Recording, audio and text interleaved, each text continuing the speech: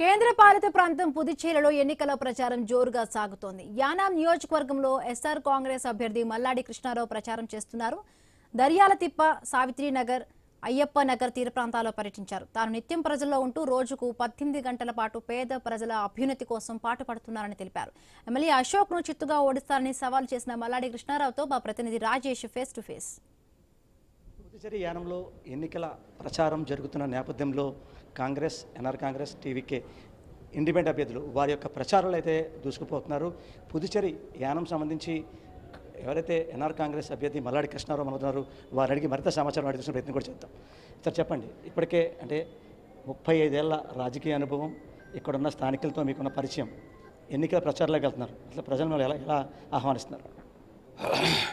నేను ఎప్పుడూ నెలకు 15 రోజులకు కనపడే వ్యక్తి అయితే రాజకీయాల్లోకి మాట్లాడవచ్చు. ప్రతిరోజు నిత్యం ప్రజలతోటి నేను మమకారమై ఉంటాను, వాళ్ళతోటి కలిసి ఉంటుంటాను. దానికి ఇప్పుడు ప్రజలకి నేను వెళ్ళేటప్పుడు రెస్పాన్స్ చూస్తే, నేను 96లో ఎలక్షన్ చూశాను. అప్పుడు నాకు మంచి ఫస్ట్ టైము ఎమ్మెల్యే కాబట్టి మంచి రెస్పాన్స్ ఉంది.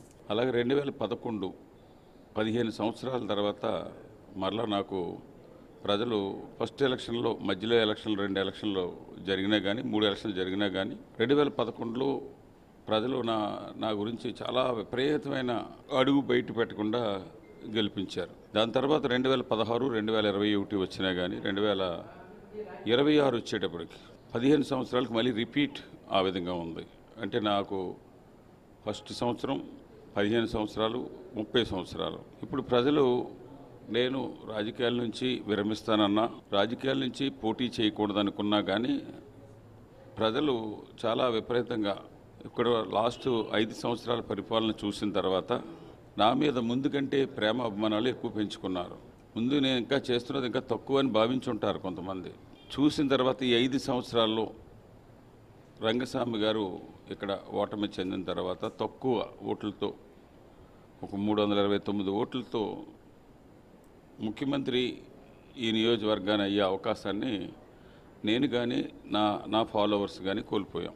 నేనైతే ఒక 2-3 నెలల నుంచి పోటీ చేసే ఉద్దేశం నాకు లేదు.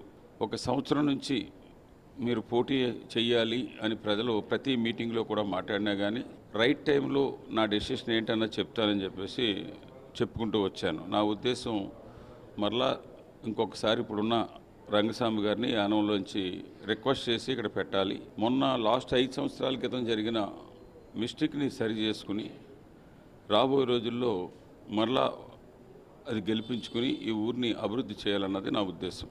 నాకు వీరు ఏదో అది ఇదని చెప్పేసి అనే దానికంటే నేను డబ్బుతోటి ఓటుని కొనుక్కుంటాను, మందుబాటులతో కొనుక్కుంటానంటే నెవర్ మై లైఫ్. నేను ఇప్పటి వరకు ఎప్పుడు కూడా ఎలక్షన్కి డబ్బు ఇవ్వడం కానీ, మందు ఇవ్వడం కానీ అటువంటిది ఇప్పటి వరకు జరగలేదు. నేను డబ్బుతోటి మార్చుకెళ్ళిపోతానంటే నన్ను ప్రేమించే పేదవాడు కానీ వీళ్ళందరూ కూడా నా పరిపాలన కులాలకి, మతాలకి అతీతంగా కావాలనుకుంటూ ఉన్నారు.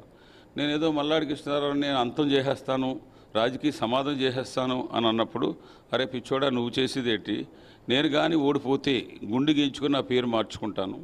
అలాగే నేను ఇంకోటి కూడా చెప్పాను, ఆ మాటే కాదు నేను యానంలో ఈ 36 సంవత్సరాల్లో ఎవరి దగ్గరైనా కానీ ఏదైనా పని చేయింతానని కానీ, ఉద్యోగం వేయింతానని కానీ, కాంట్రాక్టర్ దగ్గర కానీ, ఉద్యోగస్తుల దగ్గర కానీ ₹1 మీ దగ్గర నేను లంచం తీసుకుంటే దయచేసి నాకు ఓట్లు వేయొద్దని మీ ద్వారాగా తెలియజేస్తున్నాను.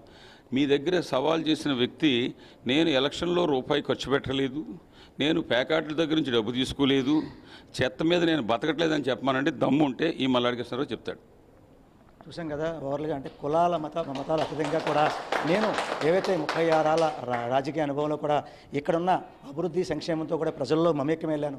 ఆ యొక్క అభివృద్ధి సంక్షేమం చూసే ఖచ్చితంగా ఇక్కడ స్థానిక ప్రజలు నాకు ఓటేసి గెలిపిస్తారని చెప్పి మల్లాడి కృష్ణారావు అయితే ధీమా వ్యక్తం చేసే పరిస్థితి కనబడుతుంది. ఇదే కొన్ని తాజా పరిస్థితి. కెమెరా పర్సన్ సతీష్తో రాజేష్, ఐ న్యూస్, కాకినాడ జిల్లా.